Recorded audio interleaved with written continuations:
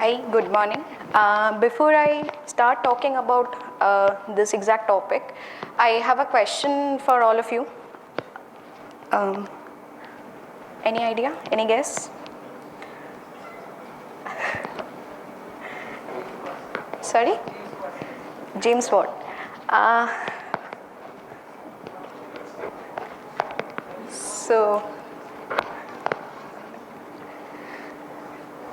Okay, I like that confusion. So, of course, we know his name, James Watt, but a recent work by F.C. Moon shows this diagram that during that time frame, this many people were actually involved in this whole process of network and the discovery of steam engine. But anyway, I'm not gonna talk about James Watt or his people involved in this network. But what I'm gonna talk today is the process, how this inscription got deciphered. But just a quick overview on the Brahmi, what is it? So Brahmi is the mother script of all the inscription, all the scripts we practice even today. It's the script of the subcontinent, the South Asia. So what happened here, around 3rd century BC, this we see the emergence of this particular script. But if I just put a date like this, like on 3rd century BC, all of a sudden this script came into emergence, that would be a very wrong thing. So even before that, we get some sort of evidences, some sort of pot shreds and other small graffiti, but those are not enough to run any analysis or to justify that we have a ample set of data. So 3rd century BC, what is happening? Ashoka, just to convey his messages to the mass, to the people, he started using it frequently, and that's why we have a corpora all over the subcontinent. So now what has happened? Why I'm calling it long lost? Because from 3rd century BC onwards, this inscription, the script went through a series of chronological evolution. So as a student of Indian epigraphy, I've always read this person, James Princip, all of a sudden on 1837 comes to India and he deciphered the Brahmi. So now the question is, all of a sudden, who arrived in India around 1810 and he managed to decipher Brahmi. And he kind of, I won't say he was very wrong with his experiments or wrong with the discovery. He gave a chronological evolution of the charts and all everything. So his contemporary, that is Alexander Cunningham, who was the first Director General of Archaeological Survey of India. So Princip wrote to him the exact methods, what he was actually doing with the scripts and what he was doing with the inscriptions. So Cunningham kind of made it a thing, like it took him at least just 3 days to decipher the whole script. So 3 days and a long lost script, now we don't have, in between there was such a long gap, and all of a sudden in 3 days this person was able to decipher it. So now this is the story behind it. So based on the contemporary sources like Asiatic Researches and the Journal of Asiatic Society of Bengal, I came across with all these people. So interestingly, these people were also involved in the same work what Princip was actually doing. There were too many people, but I would like to speak on just 1 or 2 of them. So this is Christian Larsen, and he was a German Indologist. So this page suggests that on 1836, based on the bilingual coins, Indo-Greek coins, he was able to assign the right characters. The funny part is, in one of the volume of Journal of Asiatic Society Bengal, Princip, he himself mentions that professor of Bonn, Christian Larsen, had sent him the letter, and by mentioning that these many characters he had already identified, but he never cared to say that he actually deciphered the exact letter, and that would help him for the further decipherment. And the next person, that is Wilkins. So Wilkins's contribution, his work starts even before this whole time. So before I go to his contribution, I would just give a quick background of him. So he belonged to the family who were actually associated with printing and presses.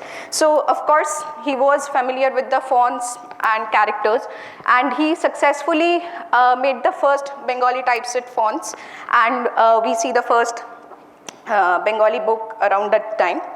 Apart from that, another interesting part was his interest and love for Sanskrit. So he learnt it from Kashinath Sharma, and he was able to publish and translate Srimad Bhagavad Gita at that time.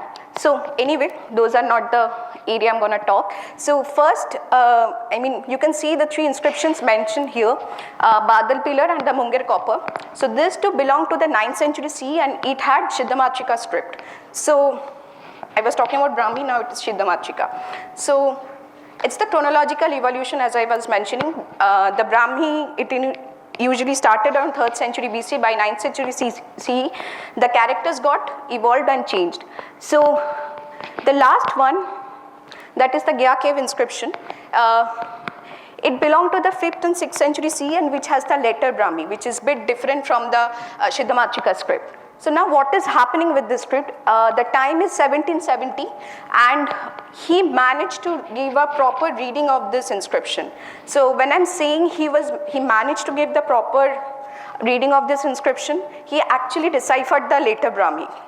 It may not be the Ashokan Brahmi, but the Gupta Brahmi he had already read. Coming back to the slide.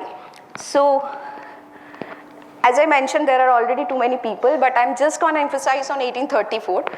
So why 1834? Because there were too many people involved in it, and they were writing on the same sort of inscription. I mean, paleographically, they belong to the same era, and they were writing on it, and they would make us a small reference, or they would say some Dr. Wilkins or Mr. Wilkins had give us a reading or something like that. No one actually mentioning like he had already done his job. So, okay, till now I've been talking about Brahmi. So I'll just take a small pause. I think if not Brahmi, people are familiar with what happened with the idea of origin thing. So as we know, like apart from Charles Darwin, there were other people who were already involved in it, and at the same time they were also writing on the same fact. And this book actually talks about the other people who were simultaneously involved in the process of discovery. But none of this actually takes the achievement of Darwin. So in the same way, if I go back to Princip, so maybe Princip did the genius work, or he single-handedly tried to do the job, but there were these people who were actually involved in this whole process. So here I would like to say, like, we can observe that like this discovery or the scientific process, these are the as a social enterprise. So, and from this diagram I wanted to show like how the network thing actually helped in the further discovery and the further result of it. So neither Watt nor Darwin or not even Princip was the beginning of the whole process. They were just a key node or the important mark who actually linked the whole procedure, and finally we get the weightage on their names. So yeah, thank you.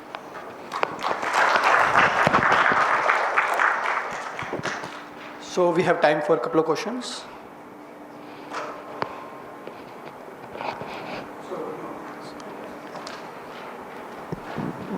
So we always say that everybody is standing on the shoulders of other giants, scientists particularly. So that's what you are saying. There are many, many giants. Yeah.